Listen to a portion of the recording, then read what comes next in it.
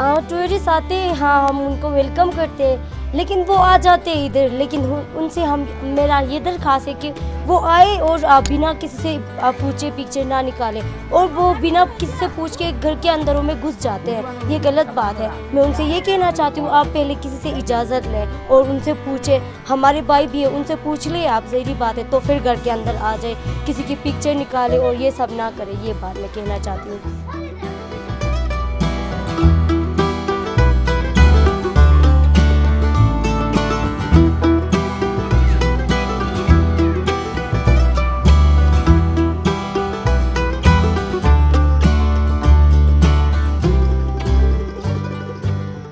यहाँ पे नर्स तो है लेकिन डॉक्टर नहीं है यहाँ पे।